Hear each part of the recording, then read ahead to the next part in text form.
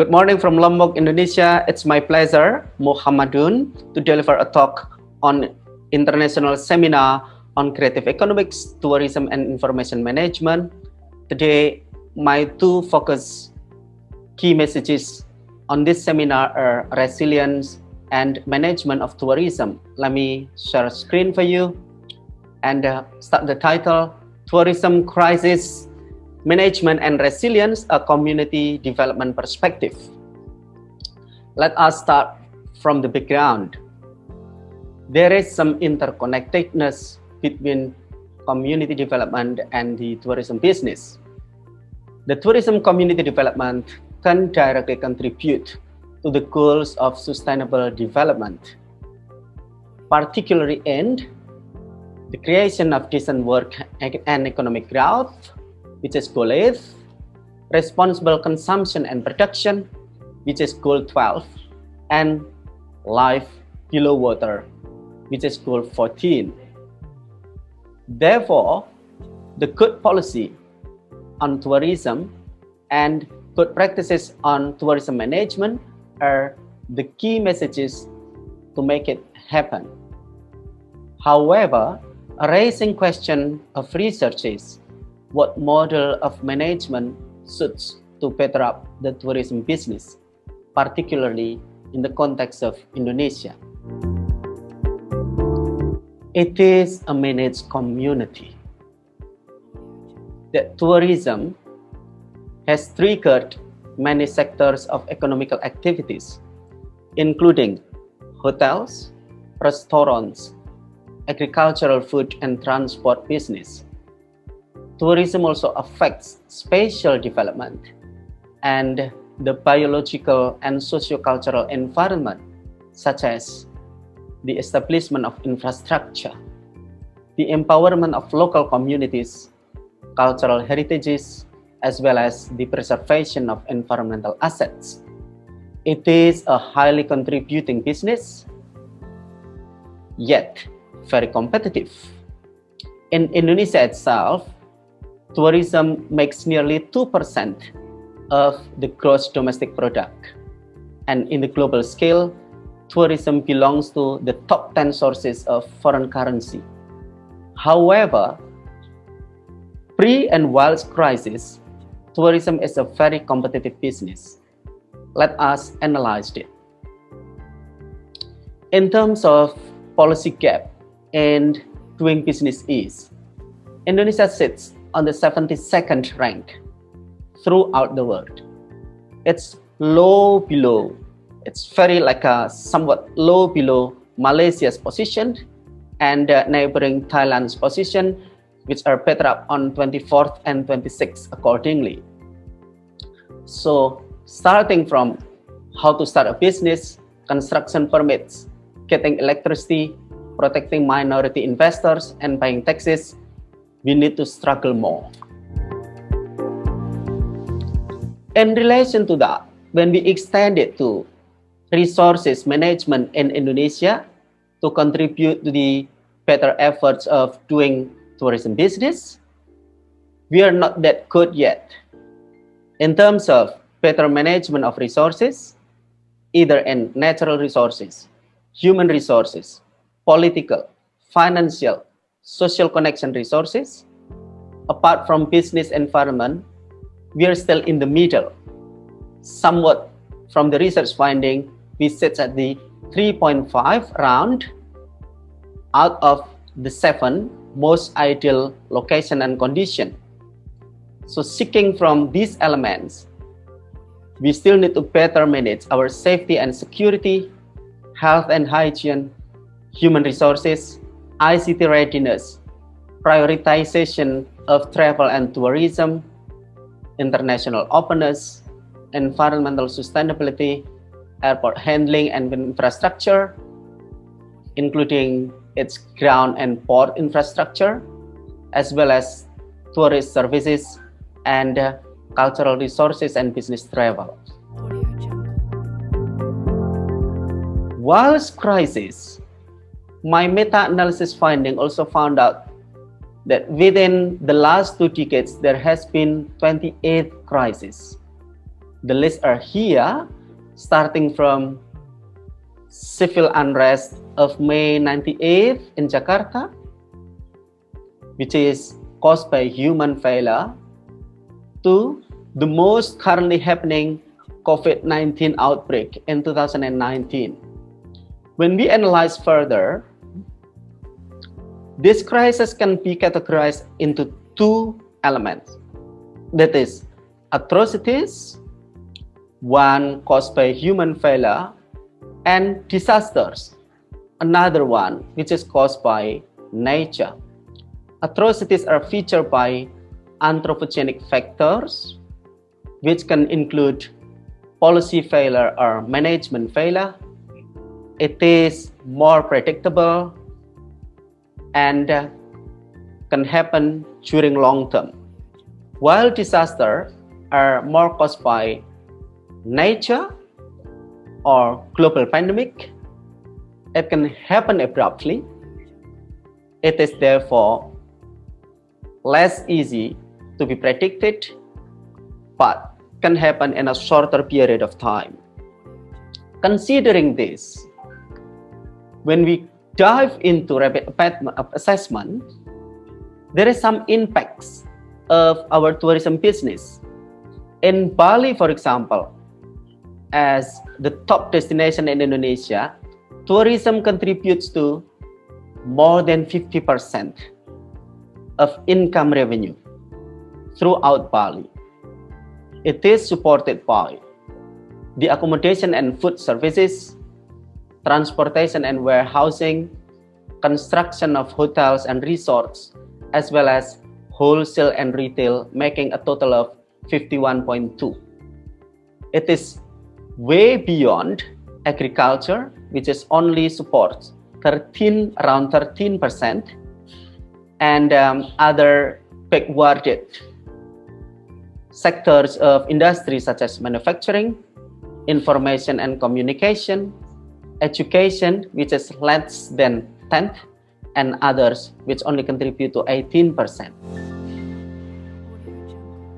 Such high dependence impacts on crisis happening.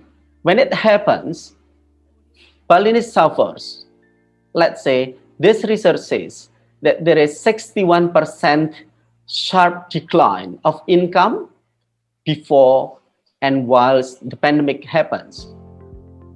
When we talk about the decrease of income, we see that the average income before the COVID reaches around 5 million rupiah, whilst when pandemic happens, it went down into around 2 million only. For non-Balinese working in Bali, the percentage is even higher, 64%. So there is some crisis lesson learned, and it's about how we better manage our income of livelihood. The high dependence on tourism leads to a permanent or temporary layoff, and it creates unemployment. While at the same time, other livelihood sources such as agriculture lost, impacting on vulnerable livelihood sustainability. Therefore, the question is, what sort of management model which suits the tourism sustainability in the global scale, particularly in Indonesian context? I am proposing in this delivery talk the human relation model. When we refer to Quinn in his seminal work in 2000, he broadly orientation toward human relation model out of the three other models. The human relation model focuses on human commitment to share resources, not to be a mere single player in a tourism world. It typically values human resources distribution and capacity strengthening, cohesion among stakeholders, so there is very strong socio-economic bonding between stakeholders, and ethical moral between the tourism stakeholders. Then when we apply it into tourism business, there is a proposal of community-based tourism. It is a form of tourism that seeks to empower communities way beyond the conglomerates, the major players in tourism business, to manage together, to collaborate tourism growth and achieve community aspirations relating to community well-being, and includes economic, social, and environmental sustainable development. The community-based tourism also involves a partnership between tourism businesses and the community themselves to deliver benefits to both parties. But beyond that, it also involves community, internal and external support for small tourism enterprises. The application of human relation model to community-based tourism can be done as follows. That a group of people with diverse characteristics are linked by social ties, share common perspectives, and furthermore, engage in a joint action. It will increase emphasis on community collaboration, which indicates the need for consensus regarding the definition of community within public health context. The main aim is, whilst doing tourism business, every stakeholders will get developed, and the final objective is overall well-being of the community. To better illustrate the concept, here is my visualization. There are 3 phases of crisis management: what happens during pre-crisis, whilst crisis, and post-crisis. In pre-crisis stage, we've got mitigation, crisis planning, better up beforehand, and signal detection. Whilst crisis happens, we can focus on ways of rescuing and evacuating, as well as providing psychological first aid as psychosocial support for the impacted parties, including tourism business actors and actresses, as well as rebuilding tourism business to welcome the post-crisis stage. The post-crisis stage, as the 3rd crisis stage, can focus on ways and efforts to rehabilitation and reconstruction, more beyond the physical building. It will also strengthen the capacity of human resources, which affects the destination image revitalization. All of these are the pentahelix collaboration between emergency organization, tourism organization, and tourism business. Well, when we come into reality, how could it come into practice? These tips can be somewhat a point of discussion for us. The first one is join up. It means to encourage participation of rural community into tourism sector. Further, we can also improve social well-being of local communities. An activity of cleanup day activity together can be an example. Next, to merge tourism in integrated livelihood activities, we make communities surrounding tourism business get involved in. As depicted in this picture, surga bumi di tengah sawah.